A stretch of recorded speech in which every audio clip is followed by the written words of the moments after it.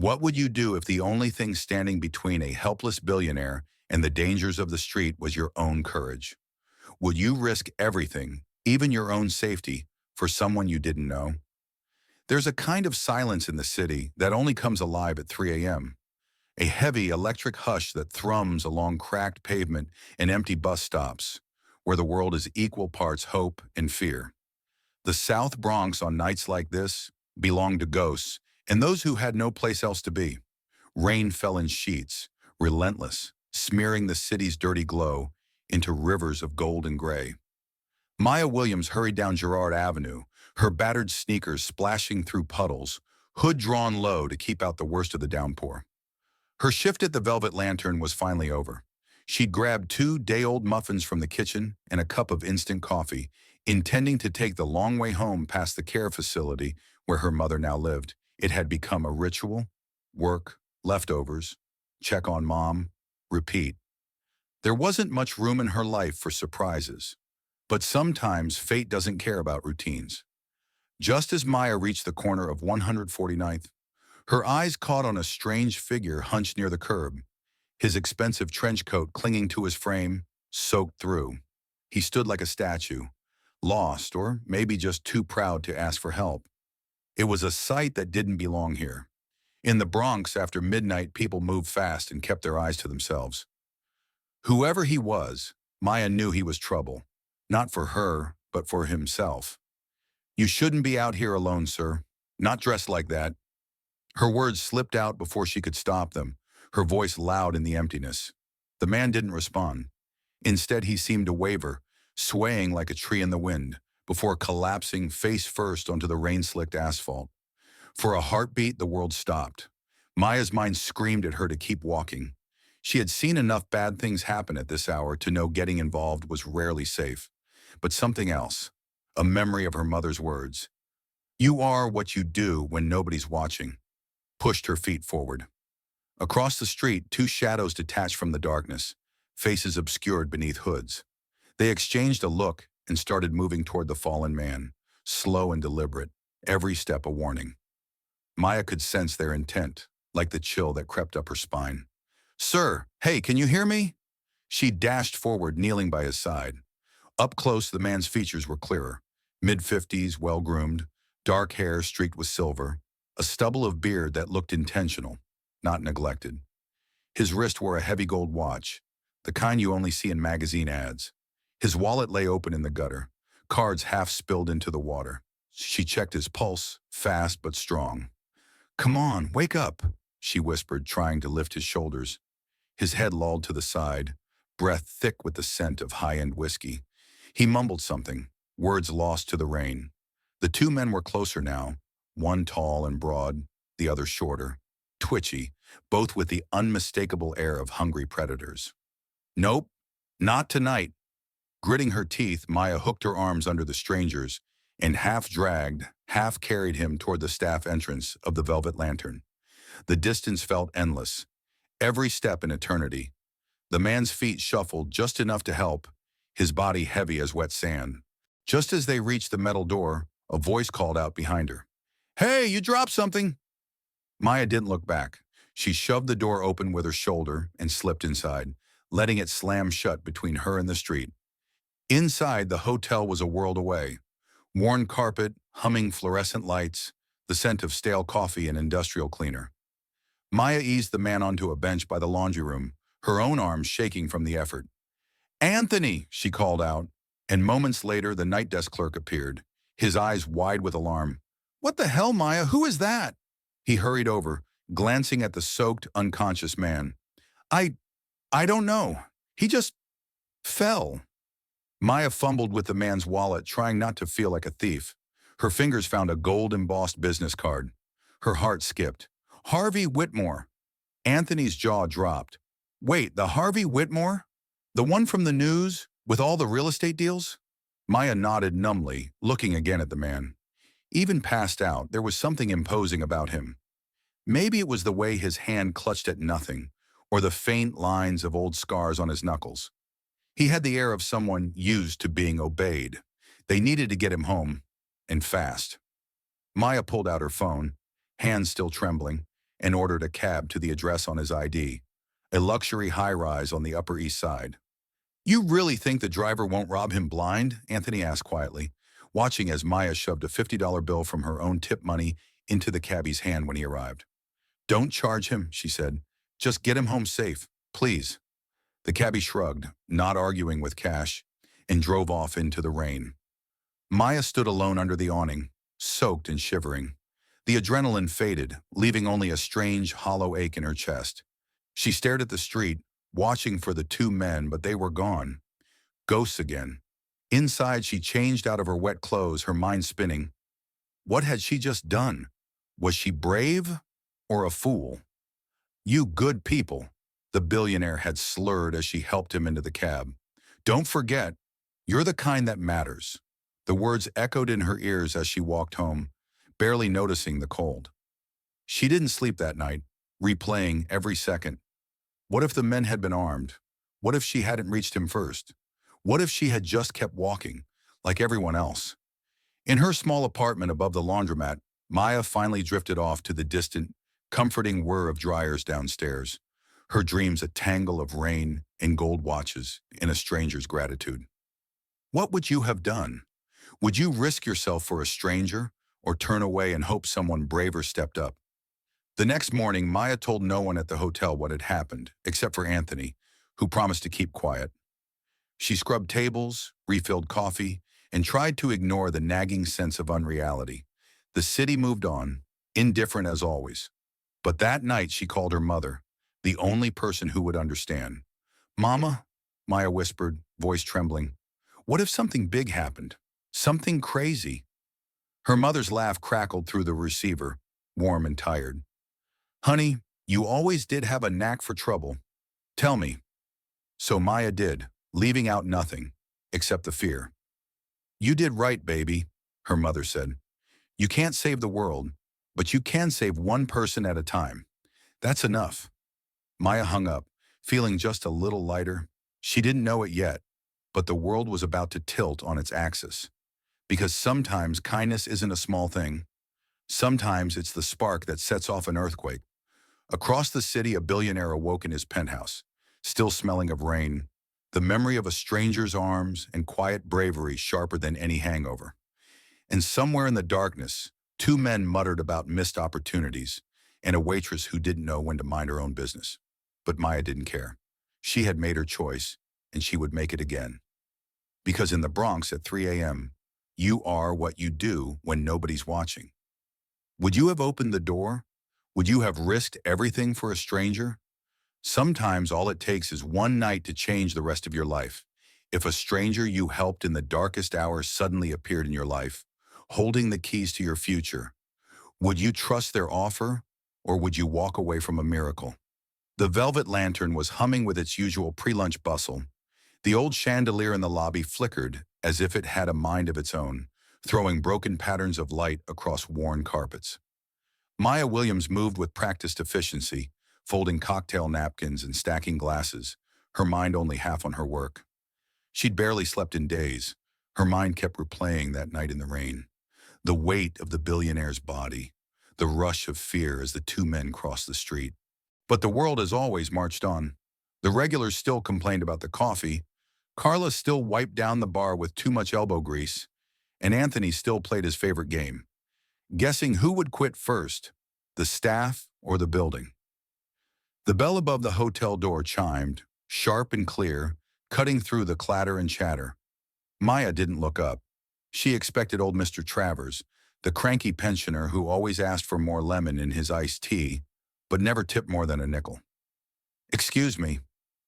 The voice was low even, and somehow commanding. Something in its tone sliced right through Maya's daydreams, sending a chill up her spine. She looked up and froze.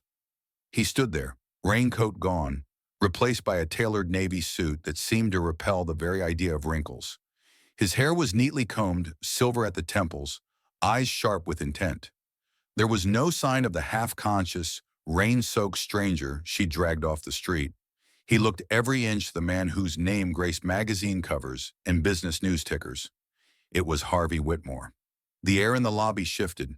Carla, who'd just been talking animatedly with a guest, fell silent, pretending to wipe a non-existent stain off the counter right beside them.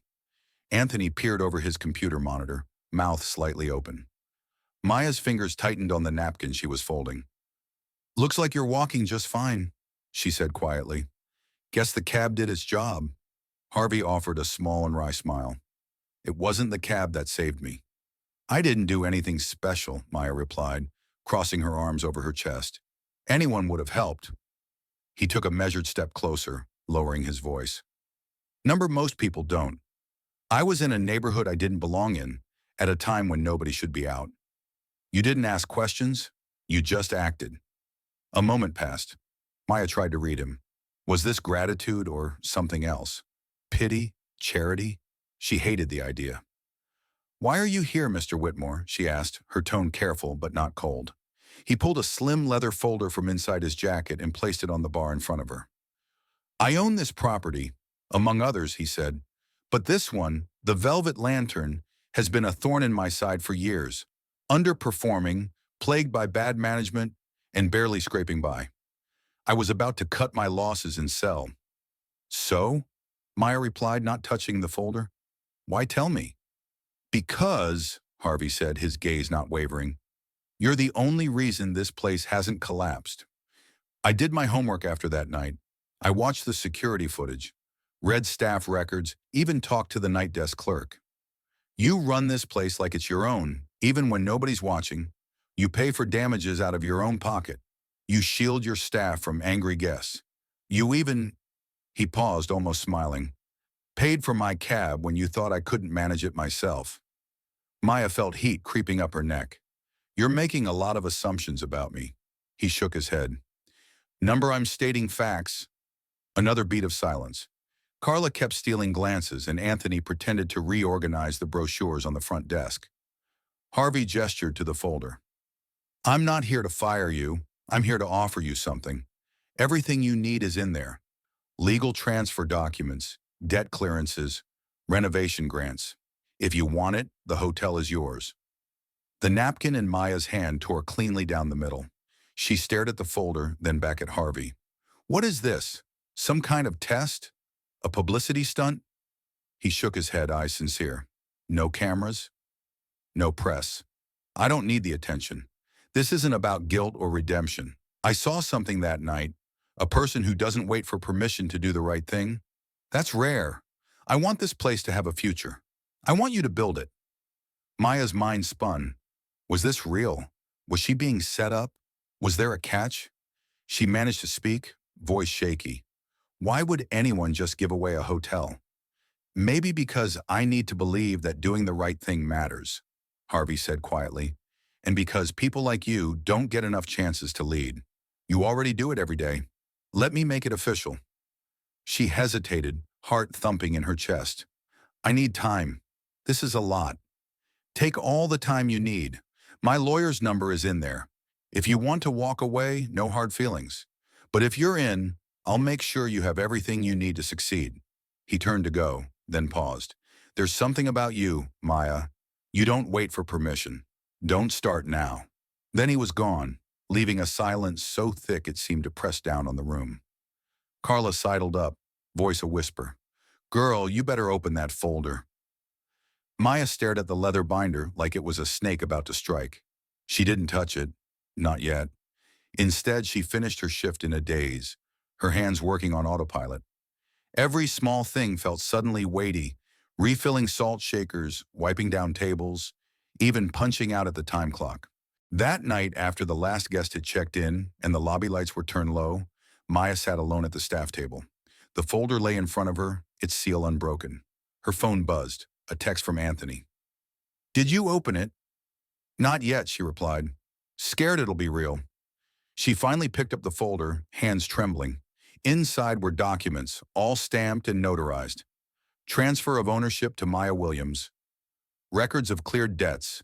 Tens of thousands wiped clean. A grant for renovations, more money than she'd ever seen in one place. A handwritten note. "You gave a stranger dignity. Let this give you the same." AWW, tears stung Maya's eyes. She closed the folder, pressing it to her chest. In her tiny apartment above the laundromat, Maya called her mother. It was nearly midnight, but she needed to hear her voice. Mama, what if something happened? Something good? What if someone gave me a chance I never thought I'd get? Her mother's voice, weak but fierce, came through the line. Then you take it, Maya, and you make it matter. She fell asleep with the folder beside her, dreaming of things she never allowed herself to dream before. A place of her own, a team that believed in her, the chance to build something that lasted. But hope, in Maya's world, was always tinged with doubt. Nothing this good came without a catch. The next morning, Maya returned to the Velvet Lantern before sunrise. The place looked different now, like it was holding its breath, waiting to see what she would do. She walked straight to the old office at the back, a place she'd only seen from the outside when the manager, Carl, used to bark about inventory and missing linens. The door creaked open, and the smell of stale cigar smoke still lingered. She sat at the battered desk, the leather folder in her hands, and for the first time in her life, Maya allowed herself to imagine. What if she really could save this place? What if she could run things differently, better, fairer? The sun rose outside, spilling pale gold through the dirty windows. A knock at the door startled her. Anthony stood there, coffee in hand, looking more serious than she'd ever seen. So? He asked softly. Maya looked down at the folder, then back at her friend. I don't know what comes next, she admitted, but I'm not running away. Anthony grinned, relief flooding his face. About time this place got a real boss. The city was waking up, and so was Maya. There would be questions, challenges, maybe even danger. But for the first time in years, Maya felt a glimmer of hope. She didn't know it yet, but the shadows lurking in the hotel's past were waiting to be uncovered. Someone or something didn't want her to succeed, but Maya had made her choice. She was going to fight for her future. Would you have the courage to open the door? What would you do if you were handed a miracle? If you uncovered evidence that powerful people were hiding criminal secrets right beneath your feet, would you risk everything to expose the truth or protect yourself and those you love? The first Monday after Maya Williams accepted the impossible offer dawned gray and humid, the kind of New York morning where every breath tastes like electricity. Maya arrived early, clutching a battered notebook and the legal folder as if both were shields. The Velvet Lantern didn't look like the scene of a coming storm. The faded gold letters above the entrance were as chipped as always. Inside, the lobby buzzed with its usual weekday rhythm. Guests with luggage, Carla whistling off-key as she polished the woodwork, Anthony sorting receipts behind the desk. Yet to Maya, everything felt different. Every shadow seemed deeper, every sound sharper, every stare a little too long. She'd spent the weekend making lists, staff she could trust, problems she needed to fix, and, most importantly, mysteries she had to solve. Her first official act as the soon-to-be owner was to call a staff meeting. At 8:55 a.m., Maya gathered the team in the lobby, her heart thumping so hard she thought everyone could hear it. Carla, Anthony, Jenny from housekeeping, Miguel from maintenance, and a handful of night staff circled around. Maya cleared her throat. Most of you know me as just another waitress. But as of this week, that's changing. The Velvet Lantern is under new management, mine. She let that settle, watching their faces flicker between surprise and skepticism. I can't do this alone. If you're with me, we rebuild this place, from the inside out. If you want out, I'll understand. For a beat, silence. Then Carla nodded, lips pressed together in pride. Anthony grinned. Jenny, shy and small, managed a quick smile. Miguel muttered something under his breath but stayed put. When the meeting broke up, most of them shook her hand or clapped her on the back. The rest of the day was a blur. Maya digging through old contracts, meeting with vendors, learning just how deep the previous manager's neglect had gone. The books were a disaster. Receipts didn't match deliveries. Cleaning companies billed for thousands, yet half the rooms hadn't been professionally cleaned in months. Piles of invoices sat unpaid. Some services seemed never to have existed at all. By noon, Maya felt as if she was drowning. She called the number for Harvey Whitmore's legal representative, a woman named Brenda Whit. Brenda's voice was crisp, businesslike, and left little room for small talk. Yes, Miss Williams. All transfer paperwork is ready, pending your signature. Maya's voice was hesitant but determined. Before I sign anything, I need to ask, why does it feel like someone's been using this hotel to hide something? There are vendors on these books that don't exist. Payments to shell companies. I think it's more than just bad management. There was a pause on the line, a heartbeat longer than professional courtesy. Mr. Whitmore believes in second chances. He also believes in your ability to fix things others broke. But if you sense anything dangerous, call me or the authorities. Maya hung up, unease swirling in her stomach. Was she the owner of a second chance or the latest caretaker of someone else's crimes? That night, Maya locked herself in the old office with a mug of strong coffee, stacks of files, and a growing headache. She sorted invoices by date, tracing the names of phantom vendors, Briarstone Holdings, Nash Financial Group, Eastgate Logistics. She made notes of every recurring expense, every unexplained payment just under $5,000, a number that always stayed below a threshold that might trigger bank audits. Her eyes burned from staring at columns of numbers, but patterns began to emerge. Whoever had run this place before her hadn't just been careless, they'd been careful. Careful to cover their tracks, careful to make every theft look like simple error. At midnight, Carla appeared in the doorway, holding a Tupperware of sweet potatoes and a second mug of coffee. Thought you'd need backup, she said, or a friend. They sat on the floor, surrounded by paperwork and dust. Carla ate in silence for a minute, then finally said, "You know, Carl always acted like the office was his throne, but he never let anyone in here after midnight, not even the night auditor." Maya nodded, because this is where he kept his secrets. She showed Carla a file of invoices for HVAC repairs. "These are all fake. Look, same amounts, same signatures, sometimes billed twice in a month. I think someone's been laundering money through this hotel for years." Carla's face hardened. "What are you going to do?" "Find out who's behind it and stop them, no matter what it takes." The next morning, Maya started asking questions. She talked to every staff member, not as a boss, but as a teammate. She listened. Who came by after hours? Did anyone remember mysterious deliveries? Sketchy people meeting with Carl? Jenny remembered a man with a deep scar on his left cheek who always showed up late, driving a new BMW. Anthony recalled a woman in sunglasses dropping off brown envelopes, always gone before sunrise. Miguel, the cynical handyman, confessed that sometimes he'd fix things in the basement he hadn't broken, like locks on doors he'd never seen before. Maya started piecing together a map. Who, when, where. The web grew complex, a tangle of half-truths and old lies. She dug deeper, searching the office for anything Carl might have hidden. Behind a false panel in the filing cabinet, she found a battered box of old ledgers. Handwritten, the pages yellowed with age. In careful, angry script, Carl had recorded off-the-books expenses, names that matched her growing list of ghosts. Every page read like a confession, but secrets never stay hidden for long. One Thursday night, well after midnight, Maya was poring over the ledgers when her phone buzzed. A message from Anthony. "Some guy in a suit is here, says he's an old friend of Carl's. Didn't leave a card. Creepy vibe. Just thought you should know." Maya's skin crawled. She stood, stretching out the cramps in her legs, and went to the lobby to check the security cameras. There, on the grainy black and white feed, a tall man in a charcoal suit stood near the entrance, his face hard to make out under the brim of a hat. He waited 10 minutes, looking around, then left. The next day, she found a black envelope slipped under the office door.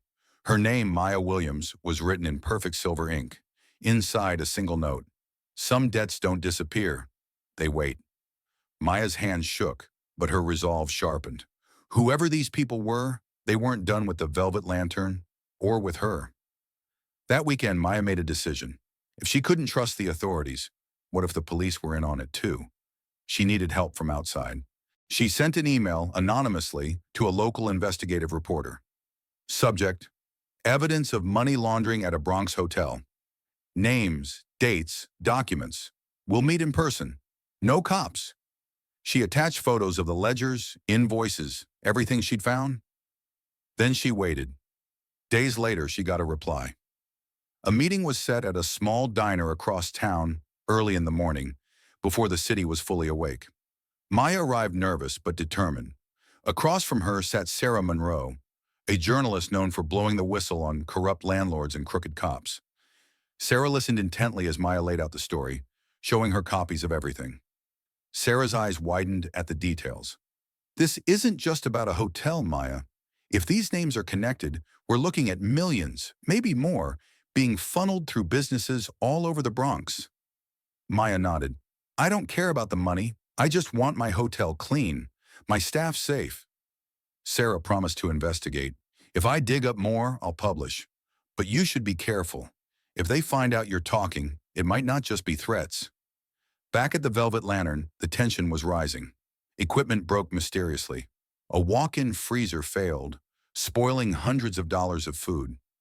The fire inspector appeared out of nowhere and cited 3 violations Maya had never seen. Deliveries vanished from the loading dock, but no one admitted seeing anything. Carla caught Maya crying in the storage room after the 3rd sabotage that week. You can't do this alone, girl, she whispered, but you don't have to. That night, Maya called Harvey Whitmore, her voice low and trembling. Did you know about any of this? She asked. A pause, then Harvey sighed. I suspected. That's why I wanted someone like you in charge. I knew you'd fight. Maya stared out the window at the street, fear and fury warring in her chest. I don't want your hotel if it means fighting a war. Harvey's voice was gentle. I can help. Tell me what you need. Maya took a breath. I need protection for my staff, and I need this story out in the open. No more secrets. The story broke on a Sunday morning. Local hotel at center of multi-million-dollar laundering scheme. Names were named, ledgers were published. Sarah Monroe's exposé hit the city like a bomb. By noon, police swarmed the Velvet Lantern, arresting 3 former vendors and launching an investigation into Carl and his network. For the first time in weeks, Maya let herself breathe. But that night, as she sat alone in the office, a single thought haunted her. What would happen now when the whole world knew the truth? Was she safe, or was this just the beginning of a bigger fight? When the world finally sees your truth, will you use your new power for yourself, or for everyone who ever felt left behind? The headlines still felt unreal, as if someone else's life was splashed across the front page. Bronx Waitress exposes multi-million-dollar hotel laundering ring. Staff rallies behind new owner. That morning, the Velvet Lantern wasn't just a hotel. It was a scene from a drama, with news vans, flashing cameras, and neighborhood faces pressed to the glass. Maya Williams stood in her tiny office, hands shaking, rereading Sarah Monroe's article for the 100th time. Her name, her face, her story. It was all there, paired with words like courage and relentless. But fame brought as much fear as hope. Police came and went, hauling away boxes of files. Anthony ran interference at the front desk, refusing interviews from every blog and radio show in the borough. Carla baked 2 extra pans of biscuits for the staff, to keep everyone's nerves from flying off. Jenny stood guard by the elevator, just in case someone tried to sneak up to the guest floors without permission. Maya's phone buzzed nonstop with texts, emails, offers. Some were from people she barely remembered from high school. Others from community leaders wanting to donate or volunteer. A few were threatening, anonymous numbers warning her to stay quiet, to move out, to leave business to men who know how the Bronx really works. She took screenshots, forwarded every threat to Sarah, and changed all the locks in the building. But even as her world spun out, Maya refused to flinch. She had spent too long fighting shadows. Now finally the lights were on. The fallout hit fast. Within days, police froze the accounts of 3 ghost vendors and issued a warrant for Carl, the former manager, who had disappeared somewhere in Jersey. The DA's office called Maya for statements, but for once they listened rather than dismissed her. She handed over every document, every USB, every handwritten ledger she'd found. But the story was bigger than her. It rippled outward. Other business owners across the borough started asking questions, checking their own books. City inspectors launched a task force. Maya watched, awed and slightly terrified, as one small act of courage from a drenched night in the rain toppled dominoes that had stood for decades. Inside the hotel, life changed too. The staff, once fractured and anxious, found new pride in their work. Carla took charge of the kitchen, running it like a family restaurant. Jenny organized a weekly movie night for local kids in the ballroom, the same room that had once been locked for VIP guests. Anthony, who had always said he'd never work for a woman boss, became Maya's biggest supporter, helping her digitize all the hotel records, teaching her about taxes, even covering reception when she needed a break. On the outside, the hotel changed too. The battered gold sign came down, replaced by a new one, polished and simple. The Lantern House. A place to belong. Maya insisted on a community mural for the lobby, inviting kids and artists from the neighborhood to fill it with color and hope. Scenes from local life, famous faces, and above all, a giant lantern glowing in the center. At night, she'd walk through the lobby, tracing the painted lines with her fingers, marveling at what a little light could do. But not all wounds healed so easily. Some guests checked out when they heard about the investigation, afraid of the scandal. A few former employees sent angry emails, accusing Maya of betrayal. Some nights, Maya found herself awake at 2 a.m., staring at her phone, wondering if she'd made things worse for everyone she'd tried to help. One late summer evening, as Maya was locking up, a car pulled up to the curb, a sleek black sedan with tinted windows. She tensed, remembering the threats, the warning notes. But this time it wasn't a stranger. It was Harvey Whitmore. He stepped out alone, his usual power muted by something quieter, regret perhaps, or maybe respect. He carried a thick envelope. "I owed you this, Maya," he said. "The final deed transfer. The land, the building. No loopholes, no traps. It's all yours now, free and clear. I don't want you to ever doubt you earned it." Maya accepted the envelope, heart pounding. "Why did you pick me, Harvey?" "Was it just guilt?" Harvey shook his head, lips tight. "I picked you because you remind me of who I wanted to be. I built too many things that made money and hurt people. You build things that last." He paused, searching her face. "Don't ever stop." For a moment, Maya saw the man not as a billionaire, but as a lonely human being, fumbling for redemption. "Thank you," she said softly. He nodded, then vanished into the city night. Days passed, then weeks. With Carl on the run and the old network crumbling, Maya focused on healing, not just for the building, but for everyone inside it. She created new policies, honest wages, fair schedules, a no-tolerance rule for bullying or discrimination. She organized regular meetings encouraging everyone to share ideas and frustrations. She started a scholarship fund, the Lantern Legacy, to help local kids pursue hospitality studies or community work. She even convinced the city to sponsor a neighborhood cleanup, using the hotel as a hub. The Lantern House became more than a business. It became a home for people who never thought they'd belong anywhere. Immigrant families, queer teens, single parents, old-timers who'd seen the block rise and fall and rise again. Maya's mother visited every Sunday, holding court in the lobby with her stories and laughter. Even the local priest dropped by with boxes of books for a community lending shelf. The staff began to joke that Maya had turned a haunted hotel into a lighthouse, a beacon for everyone lost in the city's fog. But just as the Lantern House was finding its rhythm, a new challenge loomed. One afternoon, Anthony burst into Maya's office, breathless. "You need to see this." He handed her a letter, thick, black, no return address. Inside, a single sentence typed in perfect block letters. "You may think you've won, but debts in this city are never paid in full." Maya read the note twice, her hands steady though her pulse raced. She was no stranger to threats, but this one felt colder, like a warning or a promise. She showed the letter to Sarah Monroe, who came straight over, voice calm but eyes sharp. "They're scared, Sarah said. "That's good. It means you're making real change. But you have to be careful, Maya. The higher you climb, the more people want to see you fall." "I'm not going anywhere," Maya replied. "If they want me out, they'll have to drag me." Sarah smiled. "That's what I wanted to hear." They sent copies of the note to the police and installed new security cameras. But Maya refused to let fear take root. Instead, she made the Lantern House more open, hosting community events every week, bringing in guest speakers, even teaching free self-defense classes on Sundays. She refused to be cowed. If anything, the threat only made her more determined.